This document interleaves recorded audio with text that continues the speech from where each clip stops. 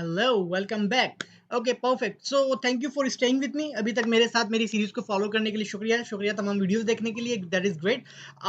तो हम बकेट्स बना लिए हमने S3 के ऊपर। हमने सीडी के डिस्ट्रॉय, सीडी के एलएस, सीडी के सिंथ तमाम कमांड्स को देख लिया। हमने उन तमाम कमांड्स किस तरीके से वर्क करती है उनको देख लिया। सीडी के आउट फोल्डर को देख लिया। इस वीडियो के अंदर हम देखेंगे कि हम अपना आउटपुट किस तरीके से रिटर्न कर सकते हैं स्टैक के अंदर। लाइक अगर मैं बकेट बनाता हूँ, मैं चाहता हूँ कि बकेट का मैं आउटपुट भी रिटर्न करूँ। मैं मे बी एक्सपोर्ट और इंपोर्ट जो क्रॉस रेफरेंस स्टैक करते हैं, तो हम एडवांस कॉन्सेप्ट में जाएंगे आहिस्ता आहिस्ता।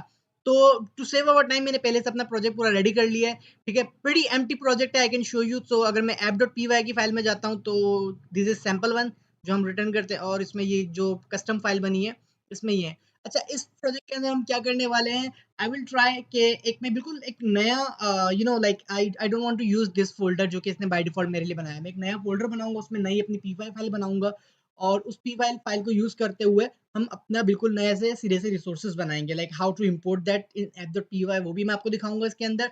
और उसको आउटपुट कैसे करते हैं उसको भी हम इसके अंदर देखेंगे। तो लेट्स कंटिन्यू, हम करते हैं। तो सबसे पहले एक काम करते हैं, पहले इसी में रहते हुए हम एक इसको अपने बकेट को आउटपुट कैसे कर सकते हैं वो देखेंगे। तो सबसे पहले आप इंपोर्ट करेंगे। लाइक मैं दोबारा से अभी फिलहाल जब तक हम अपना हैंड्स ऑन कर रहे हैं, हम S3 को दोबारा से यूज करते हैं। We will definitely go to the advance use cases, so don't worry about that. बिल्कुल हम S3 को छोड़ के आगे भी यूज केसेस के ऊपर जाएंगे। तो मैं इंपोर्ट कर रहा हूँ AWS S3 को, और उसको मैं नाम दे रहा हूँ एज _S3। ठीक है, आप अपनी तरफ से कुछ भी नाम दे सकते हैं। This is what I like, और दिस इज स्टैंडर्ड। हम अंडरस्कोर से शुरू करते हैं पाइथन में। तो अच्छा, बाकी ये कह रहा है कि योर कोड गोज हेयर। ठीक है, अब इट्स अ गुड प्रैक्टिस, अगर एज अ डेवलपर हैं आप तो यहाँ पर आप लिखें कि इन क्रिएटिंग S3, तो आप इस तरीके से कमेंट डाल सकते हैं पाइथन के अंदर ना। तो सबसे पहले मैं अपना बकेट का वेरिएबल डिफाइन कर देता हूँ। लेट सपोज माय बकेट, ठीक है, न्यू कर देता हूँ उसका वेरिएबल, क्योंकि लास्ट टाइम ये वेरिएबल यूज कर सका चुका था। क्योंकि वेरिएबल डिफाइन करने के बाद अब मैं उस क्लास को कॉल करूंगा जो पर मैंने इंपोर्ट किया था S3 डॉट। अब this is the beauty of the IDE। अब देखें, मुझे तमाम प्रॉपर्टीज दिखा रहा है, मुझे बार बार उस रेफरेंस पे जाने की जरूरत नहीं है, ऑलरेडी तमाम मुझे दिखा रहा है। तो मैं बकेट करना चाहता हूँ मैं। अच्छा, सबसे पहले जब भी आप कोई नई रिसोर्स बनाते हैं, आई टोल्ड यू, देखें ये ब्यूटीफुल ब्यूटीफुल। सबसे पहले स्कोप बताएंगे, स्कोप के बाद आइडेंटिफायर, आइडेंटिफायर के बाद ये तमाम पैरामीटर्स के दिखा रहा है। तो लेट्स ट्राई, लेट्स स्टार्ट। तो ये आईडी हमारा काम इस तरीके से हल्का कर देता है। ठीक है, तो पहले मैं इसके सेल्फ बता देता हूँ मैं। ठीक है, उसके बाद आइडेंटिफायर, आइडेंटिफायर को आप या तो डायरेक्ट दे दें या फिर आप आईडी लिख के भी कर सकते हैं इस तरीके से कि आईडी लिख के और माय बकेट 1 2 3 ब्ला ब्ला ब्ला, जो भी देना चाहें आप। ठीक है, उसके बाद आप क्या देना चाहते हैं, बाकी सब ऑप्शनल है, लेकिन आप फिर भी देख सकते हैं। लाइक फॉर एग्जांपल अगर मैं लेट सपोज बकेट नेम ही दे देता हूँ, एंड बकेट नेम देते हैं हम यूट्यूब सीडी के ट्यूटोरियल न्यू CFN। ठीक है, एक मैंने नाम दे दिया just to make it unique. अजीब अजीब से मैंने उसको कैरेक्टर लगा दिए ताकि हमारा नाम यूनिक हो जाए। अच्छा, अब हम करने क्या वाले थे इसके अंदर, लाइक यहाँ तक तो हम सीख चुके हैं प्रीवियस ट्यूटोरियल के अंदर भी। इसमें हम अपना आउटपुट दिखाना चाह सकते हैं ना, showing the output value of the bucket. ठीक है, ये मैं करना चाहता हूँ। अब इसके लिए देखिए एक एक स्पेशल क्लास है, it's called the core class. ठीक है, तो हम क्या करेंगे, हम इंपोर्ट करेंगे AWS CDK में से इसको एज कोर। ठीक है, इसको AWS CDK को मैं एज अ कोर मैं इसको कर रहा हूँ। अब मैं यहाँ पर आऊँगा, मैं कहूँगा यार कोर क्लास को कॉल करो। उसके अंदर एक फंक्शन होता है CFN आउटपुट के नाम से। ठीक है, ये फंक्शन आ गया एग्जैक्टली जैसे हम रिसोर्स डिक्लेयर करते हैं। आप ये देखें, बता रहा है कि पहले आपको स्कोप डिक्लेयर करना है, स्कोप के बाद आपको आईडी बतानी है उसकी, और फिर इसके अंदर जो पैरामीटर होते हैं, वैल्यू का पैरामीटर है इसके अंदर, इसमें एक्सपोर्ट का पैरामीटर है, डिस्क्रिप्शन का पैरामीटर है, तमाम चीज़ें। लाइक इट्स प्रीटी हेल्पफुल, या फिर आप डॉक्यूमेंटेशन से भी देख सकते हैं। तो यहाँ पर आने के बाद सबसे पहले मैं डिक्लेयर करता हूँ स्कोप सेल्फ है मेरा। ठीक है, उसके बाद आईडी बतानी है मुझे। तो my bucket output name, for example मैं नेम देखना चाहता हूँ बकेट का आउटपुट का नाम क्या है। अगर लेट सपोज मैं यहाँ पर नाम डिफाइन नहीं करता, चलो मैं नाम डिफाइन नहीं करता हूँ क्योंकि आई वांट कि वो बकेट का नाम खुद रन टाइम के ऊपर डिफाइन करे, because it is optional, I can leave it. ये दो प्रॉपर्टी भी मेरे बकेट को बना देंगी।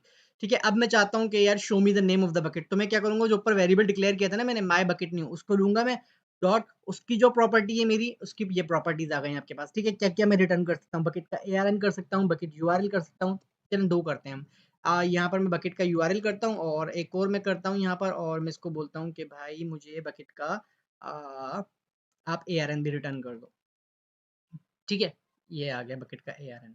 तो मैं 2 चीज़ों को रिटर्न करना चाह रहा हूँ, बकेट का वो भी करना चाह रहा हूँ। अच्छा, इसमें और भी आप यूज़ कर सकते हैं। आप बोले यार वकास यही क्यों दे रहे हो आप? चलें कुछ और भी करके दिखाते हैं आपको। आप क्या करें, आप इसमें से बकेट का नेम, बकेट का एआरएन और आपको और क्या चीज़ है, let's see what is interesting. Bucket URL आ रहा है, बकेट डोमेन नेम आ रहा है, मल्टीपल थिंग आर देयर।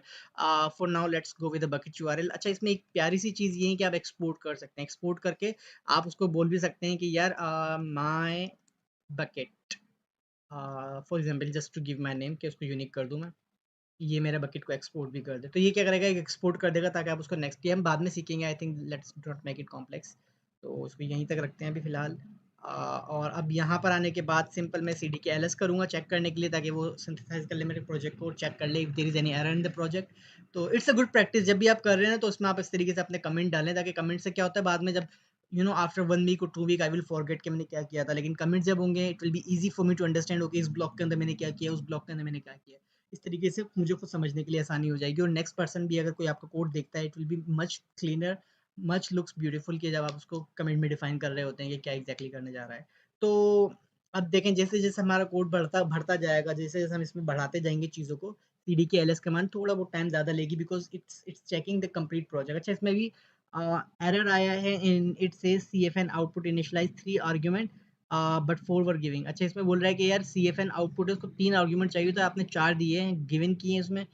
इसको गलती आ रही है। अच्छा हाँ, इसमें गलती, मैं समझ गया हूँ गलती क्या है। इसमें गलती ये है कि आप जब भी पैरामीटर कॉल करते हैं तो आप बताते हैं पैरामीटर क्या है, तो इसमें पैरामीटर था वैल्यू, मैं वैल्यू देना यहाँ भूल गया हूँ। ठीक है ना? तो यहाँ पर मैं इसको पैरामीटर दूंगा वैल्यू, इसको आपको देना पड़ेगा, अगर आप नहीं देंगे तो वो इस तरीके से बदतमीजी करेगा आपके साथ। तो ये वैल्यू दे दिया मैंने पैरामीटर। ठीक है, तीनों में मैंने दे दिया है वैल्यू, और let's save this. It's a good thing कि we are getting the error, क्या क्या आपको रन टाइम के ऊपर समझ आ जाए कि what I am doing exactly. क्योंकि definitely, like when we are doing the programming or something, we get the errors, so many errors, and we have to deal with this. तो C D के L S करा है, तो देखते हैं C D के L S कितनी देर में इसको कंफर्म करता है। जब तक के लिए let me quickly stop this video and restart. अच्छा, just to show you CD के एलएस चलाया था हमने, उसने एक और एरर मुझे दी है।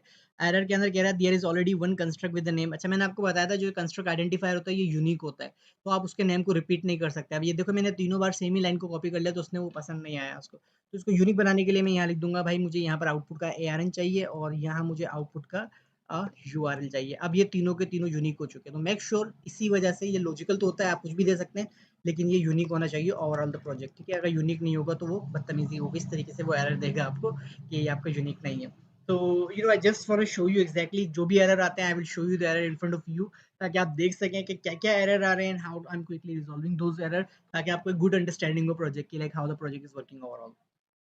अच्छा, परफेक्ट, ये हो चुका है सिंथेसाइज। ठीक है, इट लुक्स गुड, इसमें कोई एरर नहीं आया। अच्छा, मैं एक काम और करता हूँ, हम एक चीज़ सीख चुके हैं, जो कि रिसोर्स पॉलिसी था, मैं इसमें डाल देता हूँ, क्योंकि वो अगर मैं नहीं डालूंगा तो वो बकेट को डिलीट नहीं करेगा। तो quickly let me do it, I have showed you in last video. तो AWS CD के इंपोर्ट करूँगा मैं, उसका नाम था हमारा रिमूवल पॉलिसी। ठीक है, रिमूवल पॉलिसी को मैं इंपोर्ट कर रहा हूँ, और यहाँ बकेट में मुझे रिमूवल पॉलिसी बताना होगा, क्योंकि by default I showed you कि रिमूवल पॉलिसी आपकी बाय डिफ़ॉल्ट क्या होती है, ये रिटर्न होती है एग्जैक्टली। तो यहाँ पर आया मैंने इसको कहा कि भाई रिमूवल पॉलिसी को कॉल करो, और उसका एट्रीब्यूट ये देखें तमाम एट्रीब्यूट आ गए, मुझे डिस्ट्रॉय का एट्रीब्यूट कॉल करना है। ठीक है, तो this is how the I am gonna call the removal policy. I am pretty sure the it is correct, तो I am not gonna synthesize again, I can just simply say deploy. ठीक है, अब ये जाएगा और deploy करेगा, तो जब तक के लिए मैं स्टॉप द वीडियो। ठीक है, तो इसने स्टार्ट कर दिया डिप्लॉय करना। यू कैन सी के बिल्डिंग द एसेट कर रहा है, डिप्लॉइंग कर रहा है। तो अगर मैं क्लाउड फॉर्मेशन पे जाता हूँ, there should be we can see this one. तो स्टैक्स पे जाता हूँ, मैं इसको रिफ्रेश करता हूँ। अभी तक स्टार्ट नहीं हुआ है चेंज सेट, तो लेट्स सी कि change set, okay, creating the cloud formation change set, so there should be something now. And I can keep opening the wrong browser, there we go, AWS CD के stack. ठीक है, यहाँ पर आ चुका है, और इसके इवेंट्स में जाऊँ तो रिसोर्सेज इनिशिएशन स्टार्ट हो गई है, इनिशिएशन, ओके या। तो रिसोर्सेज पे जा सकते हैं हम, रिसोर्सेज पे देखेंगे आप, the resources has been created there, and if I refresh this one, तो अच्छा, इसमें नया क्या, like we have already seen this one. अब ब्यूटीफुल थिंग इज, जब मेरा यहाँ पर कंप्लीट होगा ये, तो हमें जो न्यू चीज़ थी वो थी कि हमने CFN आउटपुट को किया था, तो CFN आउटपुट भी हमें आना चाहिए हमारा। तो right now it's simply saying a deploying by you have to wait, तो लेट इट कंप्लीट। जैसे ही कंप्लीट होता है हम फिर चेक करते हैं। ठीक है, इट सेज कंप्लीट। तो मैं अगर आउटपुट में जाता हूँ सेक्शन के अंदर, so see my bucket A R N क्या था, ये रन टाइम में AWS के अकाउंट में गया है, वहाँ से ARN को कॉपी करके लिया है मेरे के पास। ठीक है, इसी तरीके से बकेट का नाम, मैंने बकेट का नाम डिफाइन नहीं किया था अपने स्टैक के अंदर, फिर रिमेंबर मैंने रिमूव कर दिया था, तो इसने रन टाइम पे ये एक रैंडम सा नाम दिया है and it is showing me the. तो इस तरीके से आप अपने जितने भी रिसोर्सेज हैं आप सिंपल उसको यहाँ पर आउट करवा सकते हैं, CS1 आउट के थ्रू आउटपुट करवा सकते हैं, और यहीं से आप फिर उसको यूज कर सकते हैं किसी दूसरे स्टैक के अंदर। So I hope you learn something new in this video. तो अगली वीडियो के अंदर हम सीखेंगे मल्टीपल स्टैक कैसे कर सकते हैं, क्योंकि अभी तक जितने भी हम काम कर रहे हैं सिंगल स्टैक में कर रहे हैं, हमें एक से ज़्यादा स्टैक चाहिए होते हैं, लाइक क्योंकि अगर कोई एक स्टैक मुझे डिलीट कर चले, हम नेक्स्ट वीडियो में इसको डिस्कस करेंगे। तो thank you staying for me and I hope to see you in the next video. तब तक के लिए सी यू, टाटा, बाय बाय।